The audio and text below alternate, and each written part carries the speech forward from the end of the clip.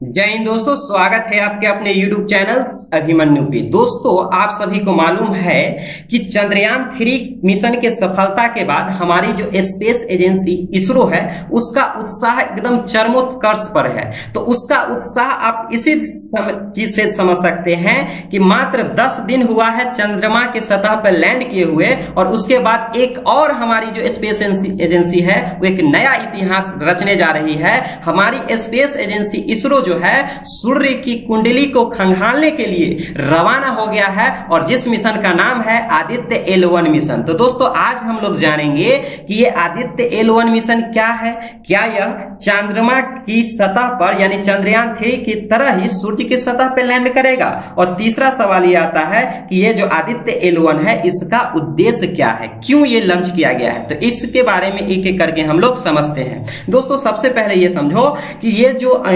Aditya L1 mission है, इसे जिस रॉकेट से लॉन्च किया गया है उसका नाम है PSLV C57।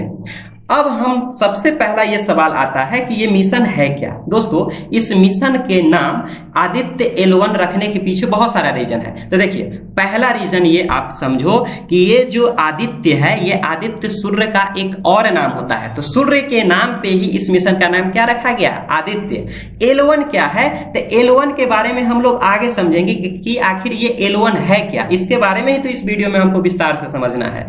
अब हम बात करें कि यह जो मिशन है ये किस लिए भेजा गया है। तो यह जो मिशन है सूर्य के अध्ययन करने यानी सूर्य का स्टडी करने के लिए भेजा गया है, जो सूर्य के सतह पे नहीं जाएगा।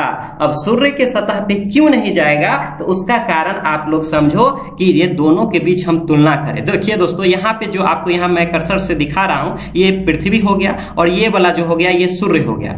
तो सूर्य और पृथ्वी के बीच अगर हम तुलना करें तो देखियो, सूर्य और पृथ्वी के बीच अगर टोटल दूरी की बात करें तो दूरी होता है 15 करोड़ किलोमीटर।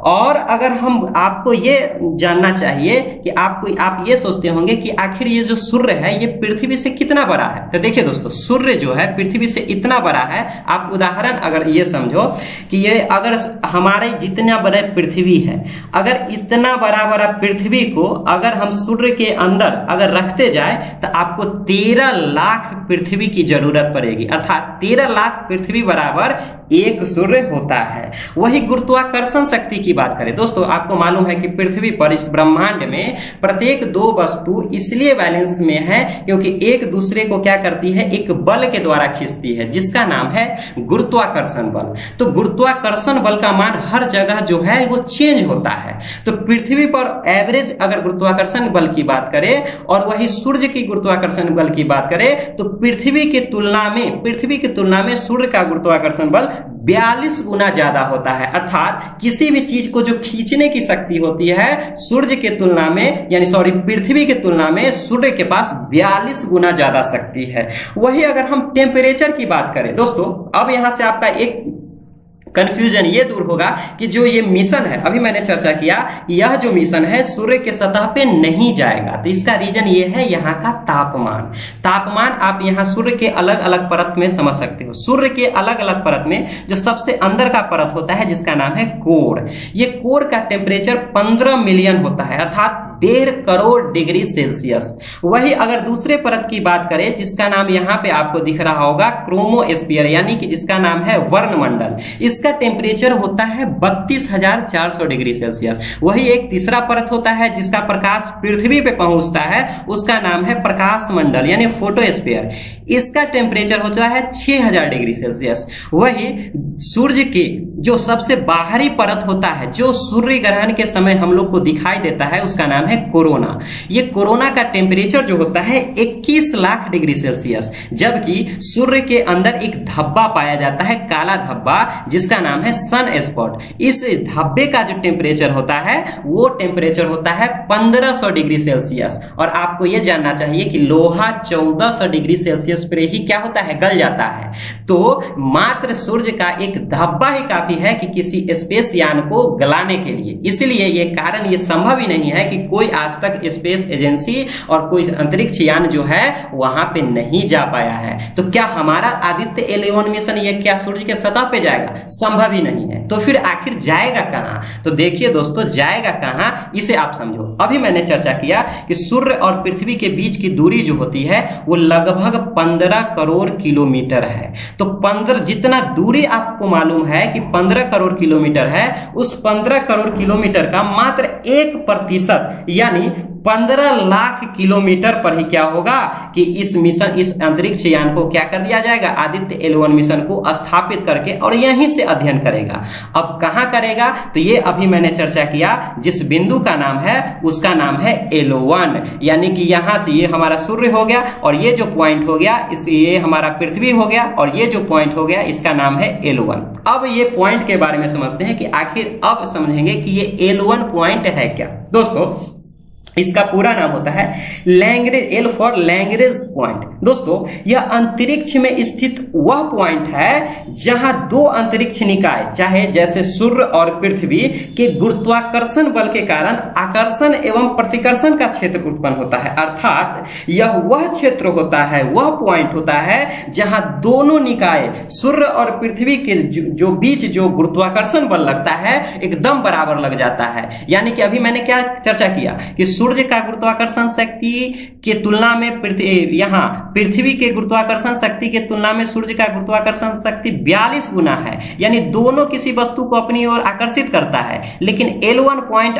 किसी बिंदु पर वह पॉइंट होता है कि जहां दोनों का गुरुत्वाकर्षण बल काम ही नहीं करता है, एकदम बैलेंस, ये इधर खींचेगा वो उधर खींचेगा और एक बिल्कुल बैलेंस बन जाता है। और बैलेंस बनने के कारण क्या होता है, दोनों का गुरुत्वाकर्षण का बल बराबर होता है। इस पॉइंट का जो उपयोग किया जाता है किसी भी स्पेस एजेंसी के द्वारा, वह अपनी स्थिति को बरकरार रखने के लिए, और यहां सबसे बड़ा फायदा यह होता है कि ईंधन की खपत क्या होती है, कम किया जाता है। इसका जो नाम लैग्रेंज पॉइंट रखा गया था वो इटालवी फ्रांसीसी एक गणितज्ञ था जिसका नाम था जोसेफ लुइस लैग्रेंज। उसी के सम्मान में इस पॉइंट का नाम लैग्रेंज पॉइंट रखा गया। तो आपके मन में सवाल आएगा कि क्या एक ही पॉइंट है? जी नहीं दोस्तों, आपको मालूम है कि ये सूर्य है। सूर्य के चारों तरफ दीर्घवृत्ताकार पक्ष में हमारा जो पृथ्वी है वो क्या करता है, परिक्रमा करता है। इस प्रकार से सूर्य के बाहर, सूर्य और पृथ्वी के बीच जो है 5 एल पॉइंट है, जिसे L1, L2, L3,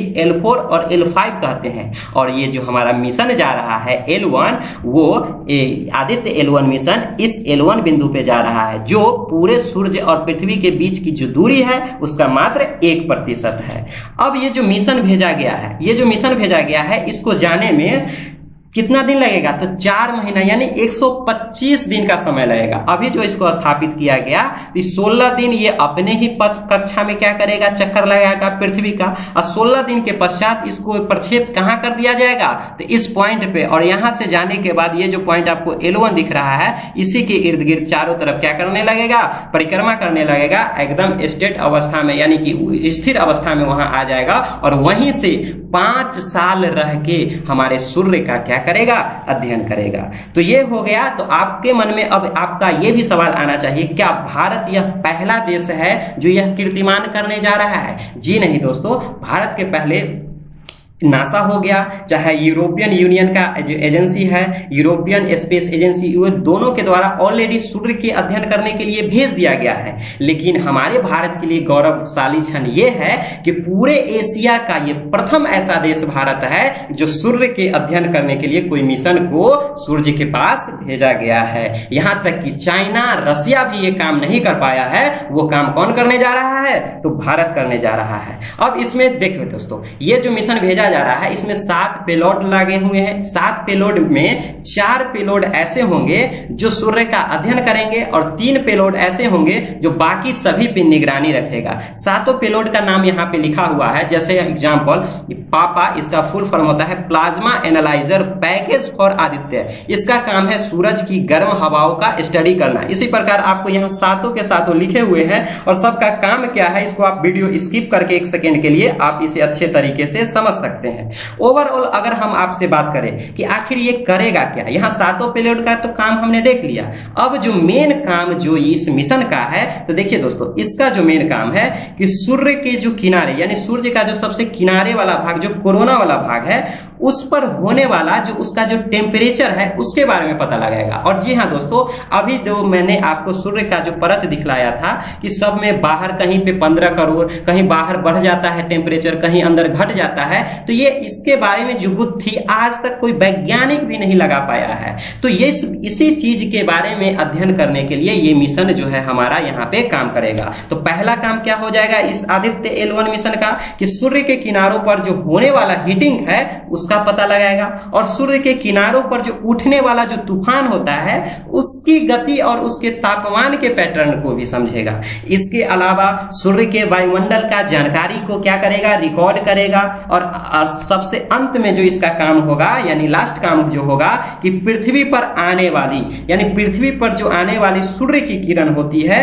उससे क्या होती है, हमारे पृथ्वी पर मौसम पर बहुत बड़ा असर पड़ता है, तो उसके बारे में अध्ययन करेगा। अर्थात पृथ्वी पर आने वाले सूर्य की किरणों से मौसम पर पड़ने वाले असर का भी पता लगाएगा। तो दोस्तों, उम्मीद करते हैं आपको ये इस मिशन के बारे में पूरे विस्तार से समझ पाए होंगे। हमारा ये प्रयास, ये वीडियो आप लोग को पसंद आता होगा तो कृपया लाइक, सब्सक्राइब तथा अपने दोस्तों में शेयर जरूर करें। कमेंट करके जरूर बताएं कि आपको वीडियो कैसा लगा, और आपको आप लोग का जो भी डिमांड हो कि अगला वीडियो किस टॉपिक पे आना चाहिए तो कृपया आप लोग कमेंट कर सकते हैं। मैं जल्द ही आपके डिमांड को पूरा करने का प्रयास करूंगा। तो मिलते हैं नेक्स्ट वीडियो में, तब तक के लिए जय हिंद, जय भारत।